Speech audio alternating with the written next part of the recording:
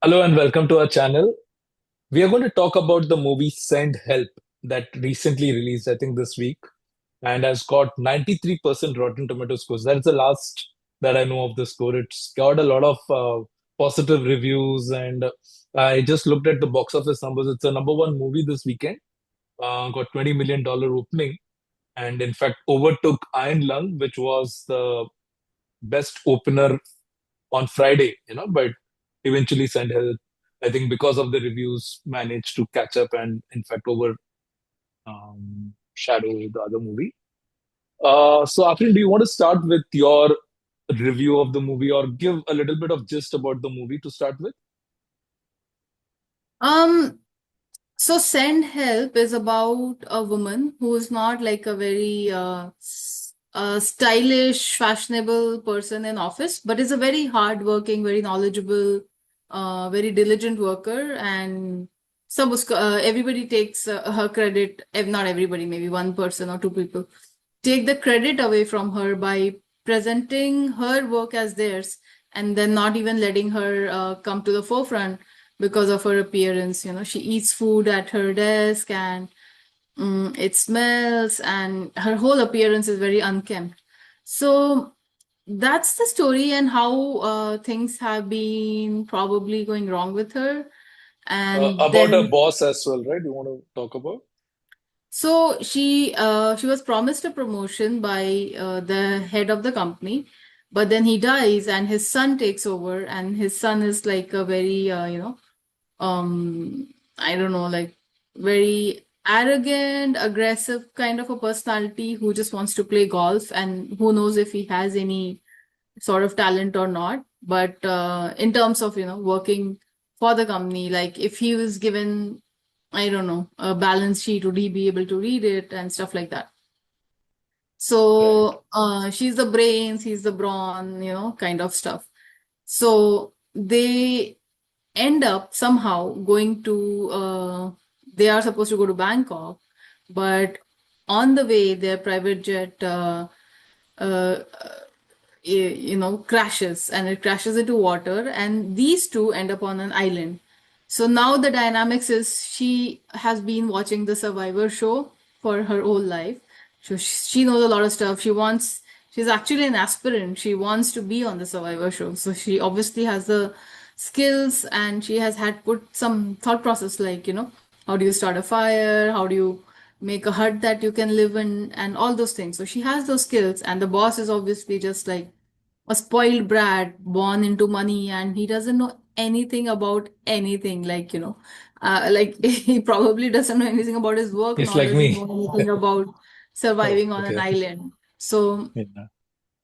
that's the story, but then it takes such an interesting turn from there. Like, how is the dynamics of the two when they are the only people on this island, and it's supposed to be like paradise on earth, right? Blue waters, clean water, white gold beach. Like, we dream of a time when we can go to the beach and just enjoy the sun and the sand, right? But here, Right. like, when they are stranded, it's such a torture, and especially to live with a person who they don't like each other as such. So, yeah. So, do you want to continue from here, or you want me to continue? Yeah, I'll just before that I want to talk about the director of this movie. I'm just doing some research on it. So he's known for horror movies. In fact, I think one of his first movies is this movie called The Evil Dead. Afrin, do you remember watching this movie or have you seen this movie, The Evil Dead? Mhm. I haven't. I have some wonderful memories of this movie. Not wonderful because it was released in 1981 and it was kind of an independent film made at a budget of $375,000 and it made $29 million. And so he I think Evil Dead is the father of all horror movies, in my opinion. And I remember watching it as a kid and getting really, really scared.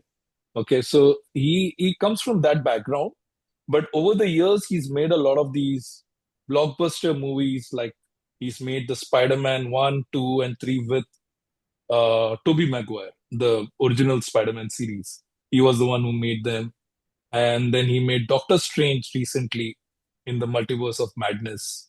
So he's come to the horror genre after a very long time. This is not a horror genre like ghosts and all, but it's very gory, as you see in the poster, right? That's how it is. I think they kept the premise very basic, at least in terms of the main plot. Um, you can call it something like Mean Girls, right?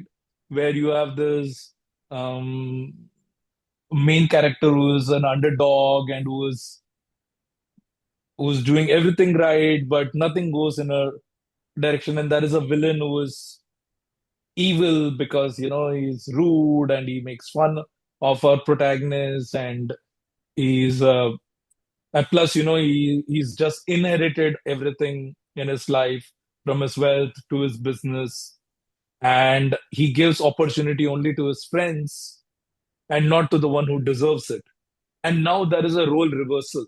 They both are stuck in an island, and now she becomes the boss, right? Because she knows how to survive in an island, and he has no clue on how to survive in an island. He doesn't even know to do basic things, right? So now, how are they going to manage this dynamic? And obviously, there is this huge ego that he has, right? Because he's never ever had to request anyone for anything, and now he is literally, surviving because of this junior of hers, or this person who reports to him, right? So how the dynamics change and how the personalities change as well. There is this line in the film where she says, "Monsters are not born; monsters are created." So without revealing that too much about the film, this film also deals with that aspect, right? As to how someone who you would have never thought could become a monster also becomes a monster because of the situation they are in. Uh, but I think one thing that remains constant is the character of the boss, who's played by someone we loved in Twinless, right? We loved his performance. Dylan, what is his name? Dylan O'Brien, right? Yeah. So we loved him in Twinless, and I think that's the first time we saw him, and he looks very different from what he looked in Twinless. It was the hair, you said, right? Maybe. Yeah, I think the hair, the weight. I feel like chubbier people are always perceived as softer in nature, like, they could not do somebody harm. So here he is very fit and too posh, always dressed up too well. Like, we always perceive people who dress up too well to be a little bit cutthroat, like, they just walk through life cutting off people here, left, right, and center. Like, that's how we perceive. So when you're too sharply dressed, everything is just too hair perfectly in place, and shoes are like overpriced shoes and stuff like that. Play golf and all. You feel they're a bit pretentious, bit cutthroat. Mm. So these are very subtle nuances that probably who develops character would know, but I can only, as a viewer, try to perceive like what is the difference between the twinless version and twinless Yeah. movie, how the characters are so different. But I Yeah, talked the to same one of actor. Yeah. Yeah. same actor. I talked to one of my colleagues and about Twinless, which we loved, and he was immediately like, "Oh, I love Dylan O'Brien," which we first time we were hearing about him. So I was like, oh, he's known, like, to Americans, he's known. So that's a good Yeah. thing. Mhm. So yeah, so more than that, I love Rachel McAdams. Like she has had such a body of good work. The Notebook was like one of the biggest hits ever in romantic, Right. and she has such a sweet face. Like, she can do no wrong. So the casting is like really perfect in that sense that you take a saccharine sweet girl and pit her against this, cutthroat guy, and then how do they on this island now? Will the dynamics change? Like, will she at some point say that it's because of me that, your leg is healed and you're able to walk and you're getting food to eat? And it does, it does a little bit, but that hatred never ever kind of goes Yeah, away. that was where I was trying to come to, that this character. he begins as an a-hole and he remains an a-hole till the end, right? There is no change in his character, even though there are those moments when, but honestly, when I was watching the movie and there were those moments, right, when you start believing that this character is going through a change, Dylan O'Brien's character, I never believed it. For some reason, I always was like, no, don't believe him. I don't think he's worth being trusted. And that's when he shows his true color, right? In the form of that thing that he gives her to drink. Yes. For the drink. Yeah, but I also feel like he, like, they build him like a person who is in his own world, but I think he is also perceiving some sort of deceit from Rachel. Like, she tells him not to go to a certain part of the island because there are wild berries and immediately you'll get a rash and stuff. But So I I don't think think he suspected there was anything in that. I don't think he did. no, he is definitely suspecting something in the sense that she is trying to deceive him in some way. Like what exactly it is, whether, I didn't think that. it's I didn't think like that. once he says that I'm going to go alone and explore the island, and she immediately is like, oh, where, what, why? I'll come with you. Like, these are subtle hints. These are not like very blaring in the face kind of hints, but they're very subtle hints. Like, probably he did suspect, like, why is she like on me like 24/7? What does she want? And maybe he also suspects like she's being nice to me, even though like I'm literally kicking her ass. Like she continues to come back to me. Like she can just, she's so Mm. resourceful. She can just build a raft and go away, but she doesn't. She keeps coming back to him. So when somebody is that nice in spite of everything, they maybe want something from you. There are too many things that you can start building in your head. Like, why Mhm. two people who are the only two people on an island, they still couldn't get along. Like, how is there is one scene in which they are like literally like almost just because were soaked in rain, they cling to each other for body heat, and you think, oh, maybe there'll be a kiss at this point of time, but in fact he's not able to Maybe sleep. they. No, I think they did make out. We didn't see They that. did not make out at all, and he in fact leaves her sleeping there, and when she comes out he's like, I was not able to sleep, that kind of like mistrust and hatred for each other. It never goes away, it never becomes something else, like it never I think we both evolves. saw different movies a little bit in Yeah, terms of definitely. I feel like perception. yeah, I'll definitely. give my perception because in my head, and the movie works better for me because of my perception of this Yeah, yeah, movie exactly. that way. In my head, Rachel McAdams' character in the beginning, right? We see her to be submissive in some ways, very hardworking, not very unkempt. She's the underdog of the movie. And then she gets an opportunity to become the one who is getting a chance to shine, right? And initially, she's not arrogant about it at all. It is only when he shows her some arrogance that she realizes, okay, it's time you realize that I'm the one who's controlling things. And she enjoys controlling things, but she never becomes evil in the beginning. She's very clear that my intention is to show that I can. And she enjoys the fact that she's able to control things and she's able to survive in an island where there is nothing available. And there is this thing that happens, right? And we as an audience are not completely shown what exactly happens. Um, but if I have to give out a little bit about what happens, I think this part I can showcase without spoiling anything. So there is a boat or a ship that she sees, right? And she says, no, not so soon. So that dialogue means that she was not ready to leave that control at that point of time. But I still want to believe that in her head, she had decided that maybe she will continue to have control for some more time, maybe convince him that, yeah, she's a good person, she's taking care of him, and then they can travel together. But what happens in during these portions is that, while she's doing everything that she can to make life better for him, he's helping him and doing everything possible. He continue, and we don't see that initially, but in that one scene where he kind of poisons her or food poisons her, she realizes that this guy is not going to change, and that's when her character changes. That's when she realizes that no, I'm not going to leave this person. Now he's going to suffer, and he's going to be here throughout his life, and he's going to suffer the consequences of his action. I think that was the thing that changed her.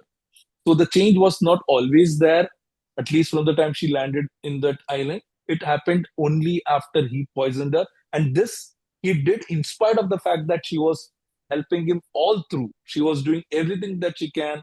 He was literally surviving, or he was alive because of her. And because he did this, that's the reason she becomes the other person. Now, this thing is the way I perceive it. And this thing makes the film better for me, and the twist that happens in the climax works for me, although not going into the details. I also was not happy about some of the things that she does, was very unhappy in fact, but I was still with her. I was not with that guy at all. I was hating that guy till the end. So the end worked for me because of this perception of mine. Yeah, that was what I wanted to say. The problem is that you're not fully with the protagonist for me. Like, I'm not fully with Rachel because of so many bad things that she does. In my mind, I'm like, how can somebody be like that vindictive? Like, if you're really that talented and that hardworking, you will make it not in this company, then another one, right? All you need to. But obviously, this movie wouldn't be made. So my problem is that I'm not fully with whatever she does to get where she does. And that's my only problem with the movie because it's a gray shade. It's not really a black and Yeah. white. I Yeah. I I don't think I also was ever on the guy's side because first of all, he looks very, mean. Menacing, mean, yeah. Mean, Right. yeah, and he stays mean through and through. There was no kindness from him ever. So I was never with him, but yet I am not, you know, absolutely on the other side, on Rachel's side, because she does just too many, too many bad things, like, beyond forgiving to ultimately reach where she is. But it's a very good movie in the sense that it's a twist on, it cannot be Castaway every time, and it cannot be a movie where two people are on island, and it cannot be a Blue Lagoon every time, right? So this is a Yeah. different take on people stranded on an island, and immediately you always start thinking like, how would you be able to survive? Will you be able to get fruits and fish, and will you be Yeah. able to cook, and what will happen without salt, and what will happen to our skin, like what will happen without moisturizer and sunblock and this and that, like, you go into a survival mode yourself. So you are actually transported, with a movie like that. And that is the beauty of a good movie, that, you are transported. Every time on a cliff, if the protagonist is slipping, then you feel that shit. If I had slipped, would I be able to pull up my body weight, or if or will a single person be able to pull up my body weight, or they will Right, fall right, with right. me, or they will let me go. Like, so the transportive nature of movies is like, magical. So in that sense, it is really good. And the characters, you may not always find 100% resonance with it, but you accept it. That was the director's vision or the writer's vision. They executed it well. So in that sense, it's a good movie to watch. It is, as Karthik said, one of the biggest openers this weekend. So go ahead and watch it.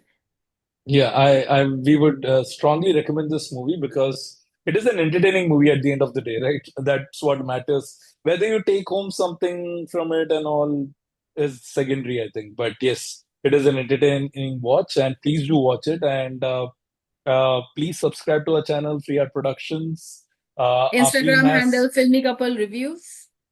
plus he has couple more handles. Magic is The magic is you, Afreen.Kareem, and travelog_AK.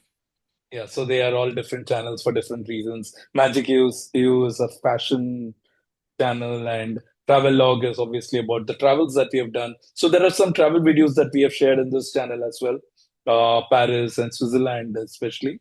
And Afreen Karim has a lot of her home decor and a lot of other personal life that she shares on it. Recently, congratulations to Afreen for having her. Actually, the two of us are in a magazine cover, but I kind of what piggybacked on her because she's the one on whom the article was written. Her love for table tennis, which made her to convert our garage into a game center, ping pong game center. So so that's what she was credited for, and yeah, so yeah, that all that is shared in our Afreen.Kareem channel. So please do subscribe to all of this and please continue to watch us and like us. And leave comments for if you like anything that we do. Thanks for watching, guys.